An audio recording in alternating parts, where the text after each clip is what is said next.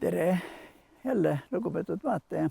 Eelmine kord me käsitlesime tegelikult mitu käsitlust üksteise järel. Käsitlesime otsustamist ja otsustamise eeldusi.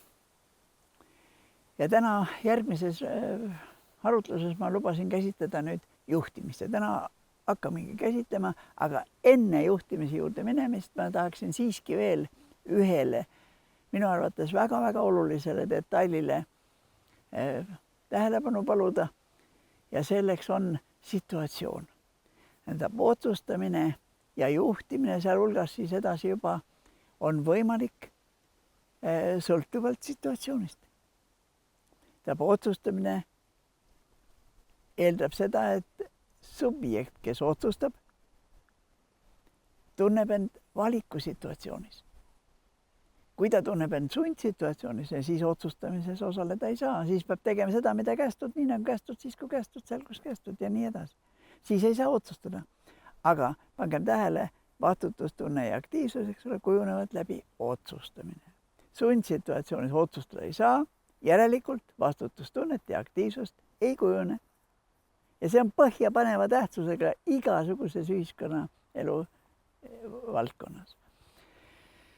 See on meie kaasaja ka üks niisugusest kirstunaeltest. Aga nüüd vaatame siis valikusituatsiooni tunnused, mille põhjal saame öelda, et inimene või mingi grupp inimesi, kes on juhtimises subjekt, aktiivne alge, tunneb ennast valikusituatsioonis. Esiteks on vaja, et see subjekt tunneb, et ta on küllalt vaba ja küllalt iseseisev. Et ta ei ole mingit kohustust ega ka järelevalvet või ohtu. Et kui sa nüüd ei tee nii nagu kästud, siis kui kästud, siis vaat juhtub seda, teist ja kolmandat ja veel rohkemgi. Niisiis ta peab tundma, et ta on küllalt vaba. Ja selle saavutamine ei ole kunagi kuigi lihtne. On väga raske asi. Teine, otsustamiseks peab olema vähemalt üks alternatiiv. Teiste sõnadega, ma ütlen sama mõtte teiste sõnadega, peab olema vähemalt kaks, enam-vähem midagi võrdset, kas mitte võrdset või võrreldavat võimalust. Ühel on ühed plussid, teisel on teised plussid. Siin on miinused, seal on miinused ja nii edasi. Seda situatsiooni peab hindama selle järgi, kas reaalsed alternatiivid on. Kui ei ole alternatiivi, siis otsustamine võimalik ei ole. See on väga tähtis detail praegu. Kui üks variant on, mis sa seal otsustad? Aga peab olema vähemalt kaks või kolm, igal ühel omad. Kolmas eeldus. Peab olema võimalus, õigus, vaieldamatu õigus lisada alternatiive, sest nende hulgas, mida seal juba käsitletakse või mis on juba esitatud, ei pruugi sobivat olla. On küll kaks või rohkem, aga sobivat ei ole. Järelikult peab olema subjektil võimalus lisada kaasa arvatud ennast.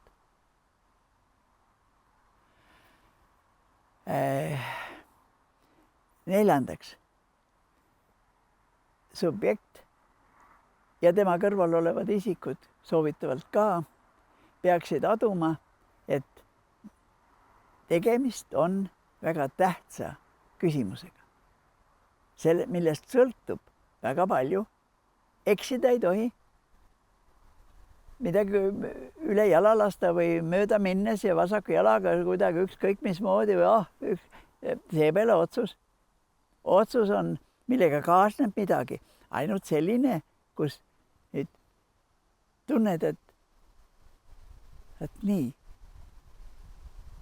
Ja see ei ole mingi nali, see on väga tähtis asi, sellest hakkab edaspidi sõltuma väga palju. Siis on otsus. See on oluline detail, kes seda tähele ei pane, see susserdab niisama, kokkuvõttes kahjustab, aga mitte ei soodusta.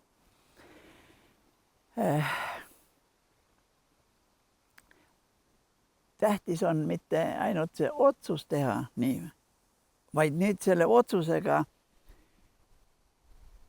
ette näha, mis hakkab juhtuma selle otsuse täitmisega seoses. Mis siis saab, kui seda otsust nüüd hakatakse täitma ja missugune tulemus oleks vaja saavutada ja see tulemus peab sobima. Kuhu ta peab sobima, seda peab taipama enne otsustamist. Kui see tulemus ei sobi sinna, kuhu ta peaks sobima, siis ei tohi niisugust otsust teha, siis peab teistsuguse otsuse tegema. Ja see eeldab kultuuritunnetust, ühiskonnatunnetust, looduse tunnetust, süsteemi tunnetust. See on tunnetusküsimus. Ja tunnetusega kaasneb vastav teadvus, ühiskonnateadvus, kultuuriteadvus, loodusteadvus, eneseteadvus, grupiteadvus, kodanikuteadvus, teadvuse küsimus on. Nüüd aga juhtimise juurde. Juhtimise objektiks saavad olla protsessid. Midagi muud juhtida ei saa. Liikumist. Paigalseisu puhul juhtimist ei ole. Kui auto paigal seisab, pole juhti vaja.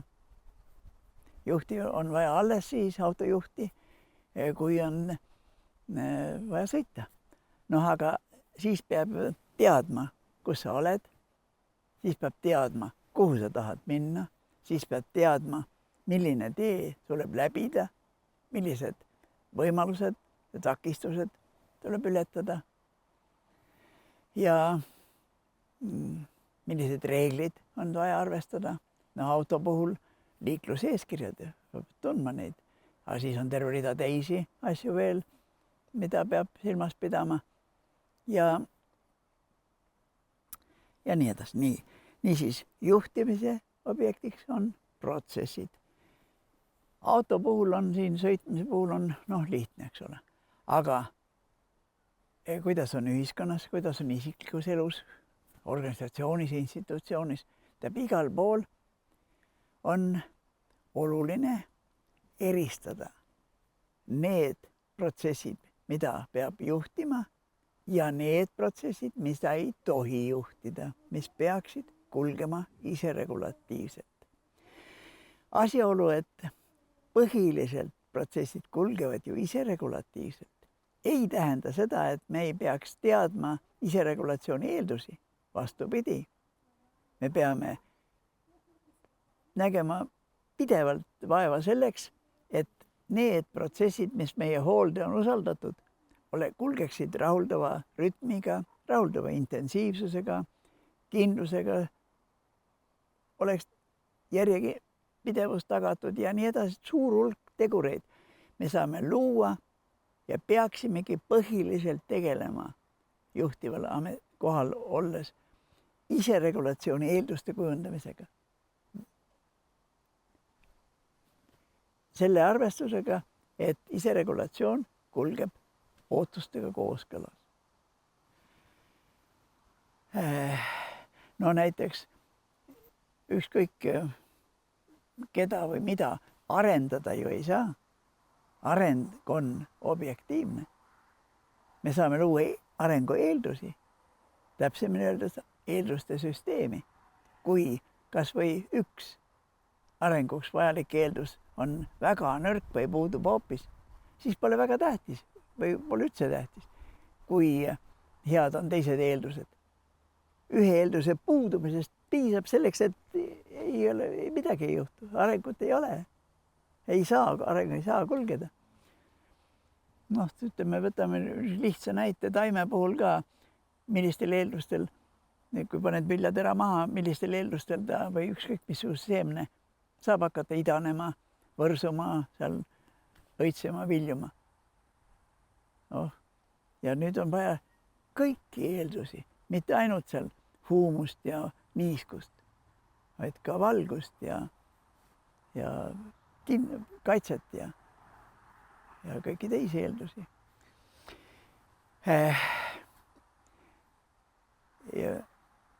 Niisiis teadma peab, kui me tahame juhtida, siis me peame teadma iseregulatsiooni.